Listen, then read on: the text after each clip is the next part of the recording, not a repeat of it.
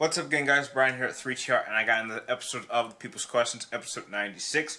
We're really getting close to 100, and I first off like to thank all of you guys out there that sent in your really good questions. Only about 4 of you guys sent in questions, along with a audience question, which was sent in by my brother. And to start off simple with the first 2 questions coming from Draven G, and you want to know, have I ever considered getting into Doctor Who? You know, recently I've actually kind of avoided Doctor Who. It just didn't seem anything all that interesting.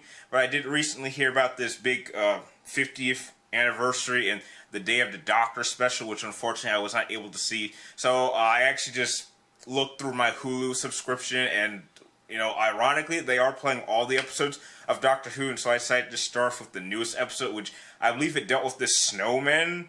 And apparently this snow was able to manifest itself into like these giant, like, mutant-looking snowmen. And I actually saw the whole episode, and it was actually pretty good. So I think I'll actually start watching Doctor Who now. My only downside is I really wish I was watching it with someone who was a fan of it. Like, I really don't like watching TV shows for a long period of time by myself. So, like, if I have, like, a good week off, and, like, I have a friend who's actually a fan of Doctor Who, and he doesn't mind watching all 7 seasons, which those are the only seasons that Who has listed, I'll be more than happy to just spend, like, a whole just watching Doctor Who and catching up and being as much a big Doctor Who fan as probably you and a lot of you out there are.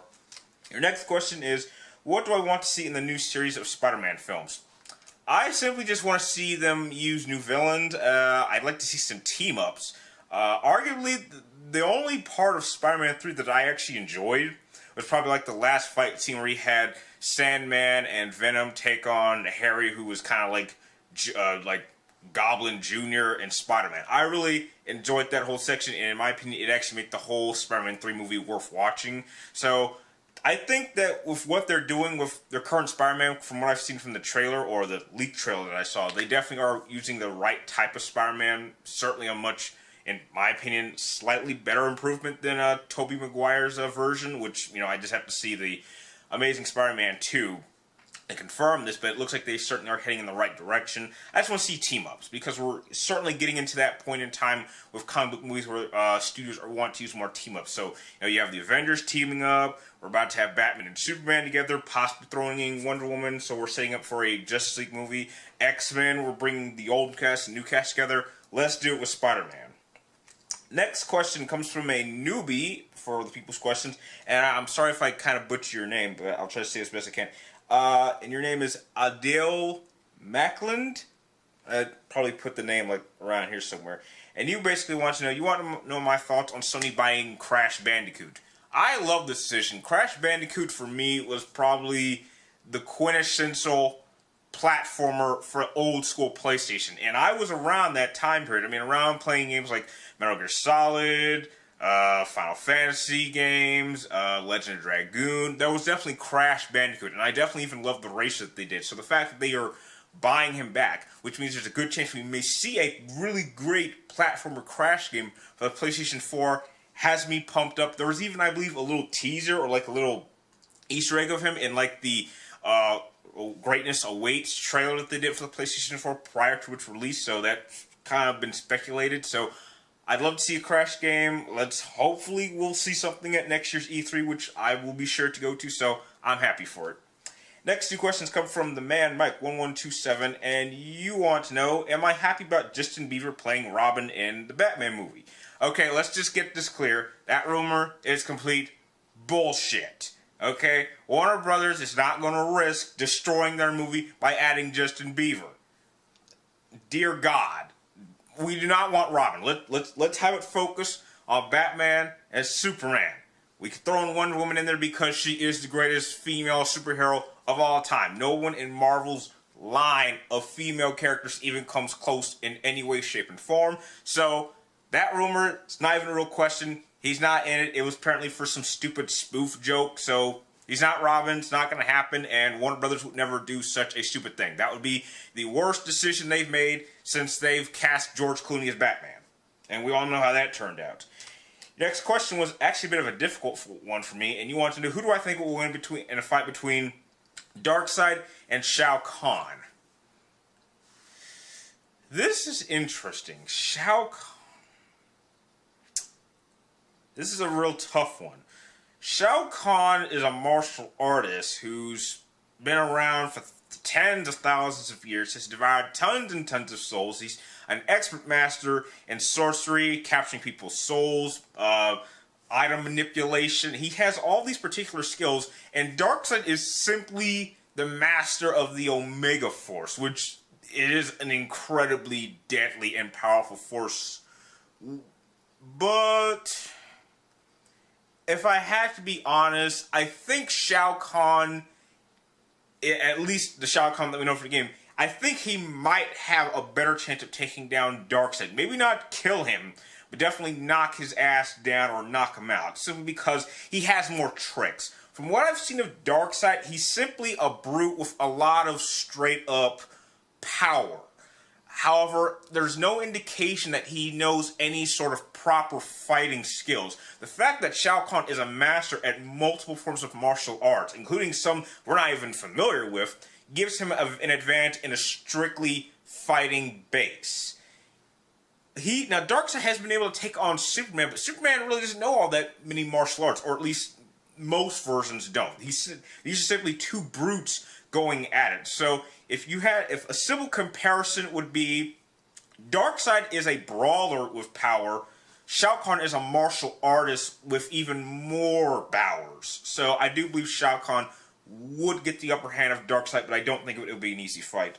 And the last two questions come from RCO39, and you want to know, why and when did I start writing in my journal? This is actually volume 1. I'm on volume 3 right now. I started writing my journal, let's see, my first entry in my first journal is February 9th, 2010. And I really started writing in it because I wanted to have a record of my collective thoughts.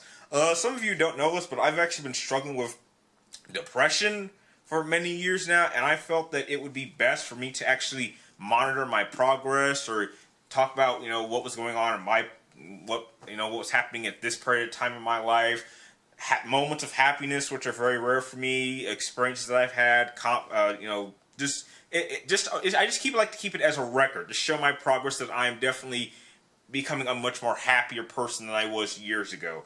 And your second question was, do you want me to share an entry? So, okay, let me just pick a random page and I'll just read it. And this entry was written on April 7th, 2011 at 10:09 p.m. Here it goes.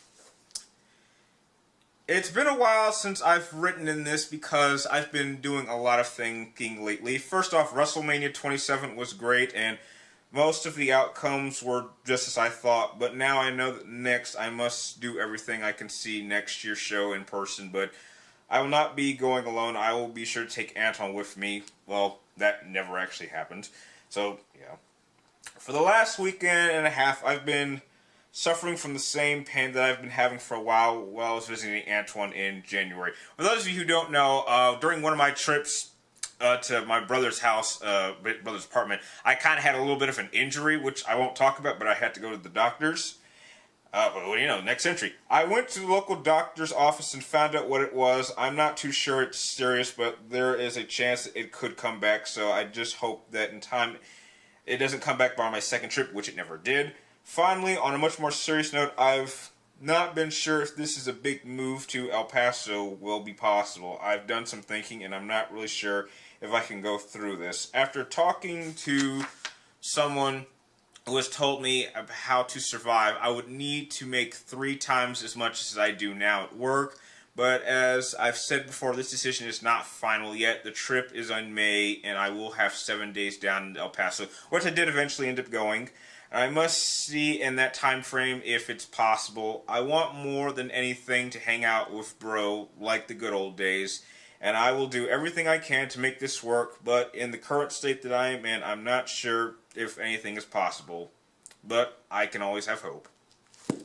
That was basically just a moment where I want to move to El Paso, just spend more time with brother, but I don't make enough yet. Hopefully I will, like maybe next month when I actually move from this place. And with that, that is this episode of Other People's Questions. And the audience question that bro sent for all of you guys out there is a bit simple one.